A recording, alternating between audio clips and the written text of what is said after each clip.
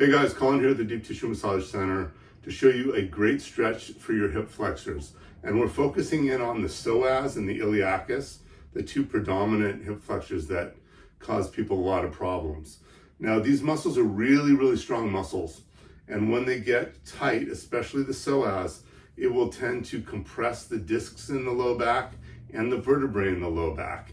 And that causes a lot of pulling and pain. Especially if you're somebody that sits at a desk for long periods of time, your muscles will adaptively shorten to a more seated position.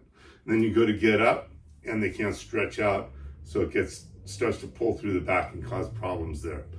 So I'm going to show you how to go through this stretch step by step. There's a few different parts to it that you just want to get right. And I'm going to turn to the side here so you can see what position I'm in. So what I've got going on here is I've got my weight evenly distributed between my front foot, my back knee, and my back foot is pointed inward toward this wall behind me here.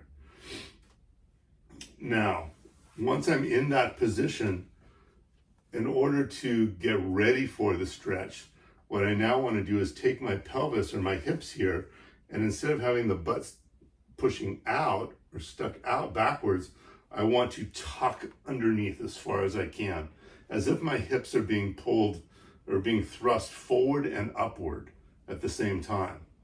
And you may even start to feel a little stretch right in through here as you do that. Now, once you're in that position with the hips like that, keep them there. Keep them really locked in that position. And now what you're going to do is you're going to slowly start to shift your weight onto the front leg. So you're going to bend the front leg and let your body move forward. Do not lose this tucked position or else you'll lose the stretch. So I'm going to face toward the front now so you can see. So again, back foot pointed inward, so in this case toward this wall. Hips tucked underneath, or pelvis tucked underneath, pushing up and forward. And then I'm going to start to shift my weight more and more onto this front leg as I bend the front leg. And you'll feel the pulling going on in through here. Now, in order to accentuate this stretch, you can also add lifting your arm overhead. You're going to do it with your palm facing outward. Lift that arm straight overhead. And you can even arch back a little bit to get more stretch in through that area. You can also stretch across to the side, and sometimes that'll give a better stretch. So what you want to do is you want to play with these two positions, whether you're stretching backward or across at the very end. So as you can see, there's several steps to get into this.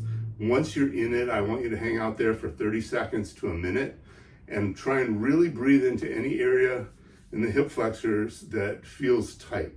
And as you breathe out, try and imagine it relaxing. As it relaxes more, what I want you to do is bend that front leg more and go deeper into that stretch. We're trying to get as much stretch out of that as we can.